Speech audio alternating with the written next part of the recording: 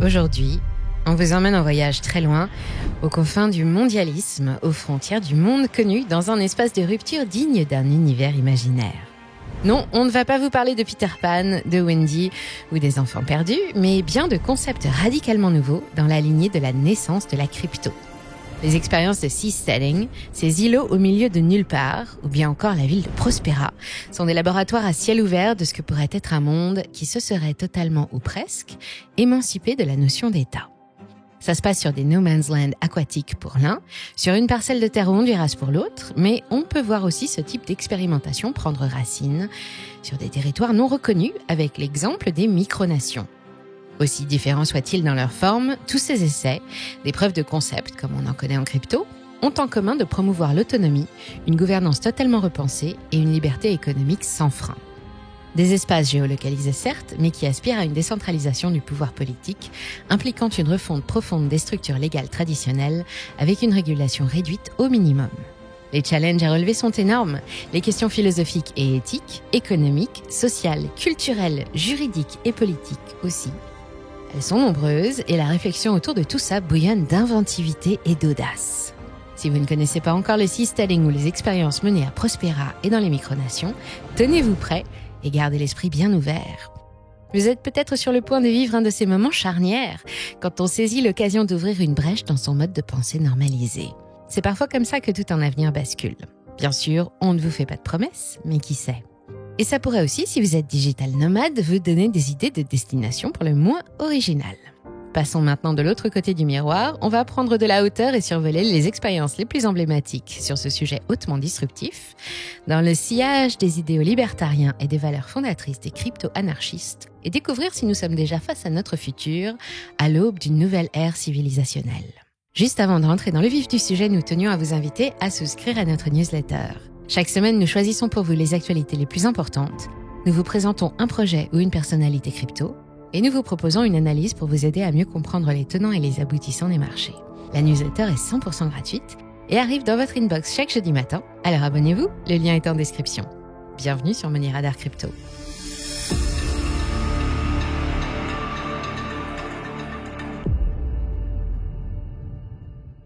2008, ça ne vous rappelle rien ? Oui, la création du Bitcoin, l'an zéro de notre époque, la crise des subprimes aussi, mais encore. Le 15 avril 2008, soit un peu avant la sortie du livre blanc du Bitcoin, s'est créé le Seasteading Institute. À son origine, on retrouve Patty Friedman, petit-fils de Milton Friedman et ancien ingénieur Google, accompagné de Wayne Gramlich, qui lui vient de Sun Microsystems.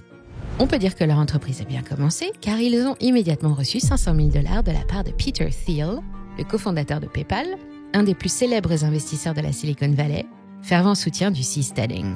Ce que proposent ces deux libertariens fondateurs de TSI, The Seasteading Institute, c'est de construire des plateformes flottantes situées dans les eaux internationales, des aquatories, sur lesquelles on pourrait établir des communautés permanentes. Le concept de ces villes isolées en mer, c'est principalement d'être à l'abri des juridictions nationales et de fuir les régulations. Mais il propose aussi d'offrir un niveau de liberté inégalé et d'expérimenter un nouveau type de société. Pour résumer l'idée, il va s'agir d'être politiquement autonome. Nous verrons tout à l'heure que ce moteur d'émancipation totale ne fonctionne pas avec un seul type de carburant et qu'il aspire également à construire un cadre où les principes d'éthique et d'humanisme ont toute leur place. Aujourd'hui encore, plus de 15 ans après la création de TSI, le seasteading est toujours dans une phase plus théorique que pleinement opérationnelle.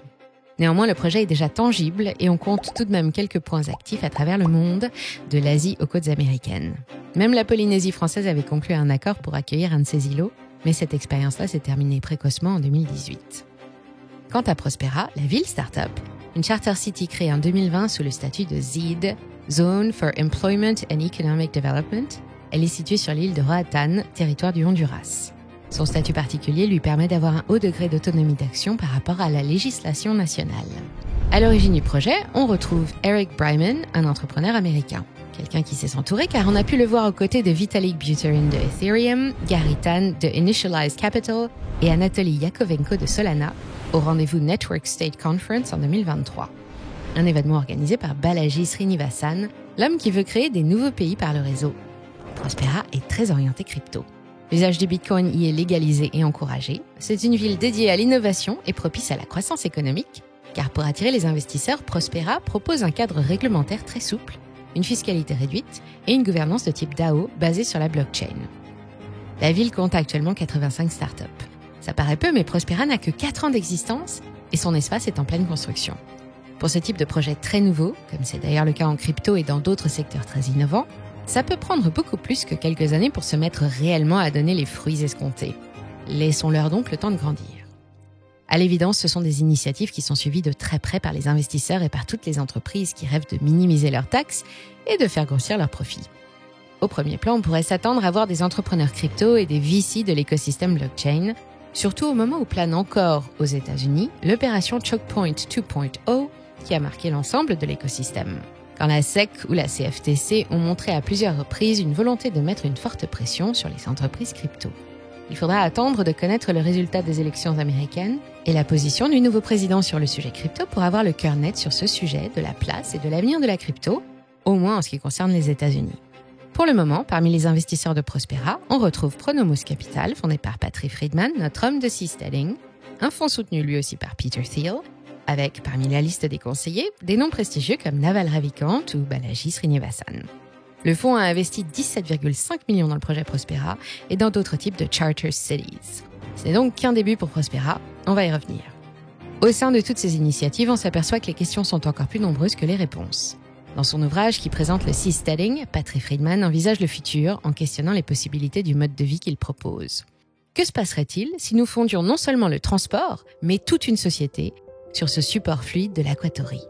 Que se passe-t-il si nous facilitons non seulement le déplacement des marchandises d'un endroit à l'autre, mais aussi le déplacement des bâtiments d'un endroit à l'autre? Qu'est-ce que cela permettrait? Pouvons-nous faire passer la mondialisation au niveau supérieur, la concurrence pour les biens et la fabrication à la concurrence pour une bonne gouvernance? On vous avait dit qu'on vous emmenait vers un monde imaginaire. Ça part aussi du constat qu'aujourd'hui la population humaine dépasse les 7 milliards d'individus, alors qu'on ne compte que 193 gouvernements sous toutes ses formes. L'heure est peut-être effectivement à une redéfinition du principe de gouvernance. Surtout que la crypto est maintenant bien en place. Car à l'origine de ces initiatives, on a sensiblement la même impulsion émancipatrice que celle du Bitcoin. Les crypto-anarchistes, les cypherpunks, les libertariens ont des visions en commun. Et avec une monnaie décentralisée, le Bitcoin et la blockchain comme socle fondateur, on peut réellement envisager la réalisation de ce qui serait leur idéal. C'est-à-dire des structures, des pays même, fonctionnant comme une blockchain où chaque citoyen est un nœud actif du système pour le budget, la justice, le législatif, avec des smart contracts pour la seule instance de régulation et des NFT pour seul titre de propriété. C'est globalement le projet de certains de ces lieux utopiques. Le Liberland, par exemple, une micronation située en Europe, occupant un morceau de terre de 7 km² sur les rives du Danube, entre la Serbie et la Croatie, dont la devise est « Vivre et laisser vivre ». On peut d'ores et déjà devenir e-citoyen du Liberland et vivre l'aventure d'un des premiers États blockchain. On vous invite à aller faire un tour sur leur site, ça va vous dépayser. Les dernières élections qui ont eu lieu le 5 octobre dernier ont placé Justin Sun, cet entrepreneur chinois, PDG de la crypto Tron, au poste de Premier ministre par intérim.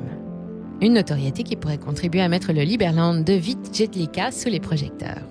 On dirait que seule une reconnaissance internationale manque maintenant à cette micronation au cœur de l'Europe. Et si ça vous tente, vous pouvez investir dans le LLD, la monnaie officielle de la micronation Liberland. Un bon moyen, comme c'est le cas également avec les autres projets, pour échapper à la régulation et pour se soustraire aux taxes si vous souhaitez créer une entreprise. Pourtant, l'idée d'une dérégulation totale, comme celle d'une liberté absolue ou même d'une gouvernance totalement décentralisée, ne peut s'entendre que comme une théorie qu'il faudra façonner encore et encore. Cette régulation qui est souvent critiquée bien sûr pour sa lenteur et ses abus, mais pourtant elle empêche les dérives graves. Il va falloir la décentraliser, mutualiser son cadre d'application, afin de minimiser son poids sans laisser de place aux abus. C'est pourquoi parmi les nombreux défis à relever, la notion d'équilibre interne à la structure et externe dans le cadre d'échanges internationaux est au cœur de ces expérimentations. Un équilibre et un perfectionnement qui vont s'établir sur le terrain de la confrontation avec le réel. Néanmoins, ça progresse. Selon les annonces de Gabriel Delgado, le responsable du développement de Prospera, on peut s'attendre à un investissement de 500 millions de dollars et à une création de 10 000 emplois pour 2025. Et pour qualifier le financement de ces nouvelles structures, on peut aussi employer le terme de philanthropie, car on peut constater que parmi les adeptes du seasteading, différents points de vue, différents courants d'opinion à propos de l'avenir et de leur utilité, tendent vers des formes de pensée qui dépassent le contexte de la start-up business. Par exemple, ils mettent en avant des principes moraux. D'autres pistes de réflexion qui portent sur la santé, l'enrichissement des pauvres, l'assainissement de l'atmosphère ou la lutte contre la faim, c'est empirique mais ça établit un fondement éthique important. Un regard idéaliste qui est aussi la marque de fabrique de tous ces projets. Nous sommes pourtant encore loin d'un système abouti. Mais on sait que le Bitcoin et avant lui, les cypherpunks et les crypto-anarchistes portent en eux intrinsèquement le futur avec ces nouvelles formes de société. Qu'elles prennent place sur l'eau, sur terre, dans les airs ou sur le réseau. L'ère du numérique installe ses outils, ses modes de fonctionnement et façonne les esprits. Ça démarre comme une utopie. Les pionniers confrontent leurs ambitions, leurs idées, leurs forces, leurs volontés, leurs passions avec le réel de l'époque. Et peu à peu, le nouveau système gagne en maturité et se crédibilise. Et quand on est dans une période où, comme l'indique Pronomos Capital, les institutions sont obsolètes, corrompues ou défaillantes, le résultat est une souffrance humaine indescriptible. Le temps est venu pour autre chose.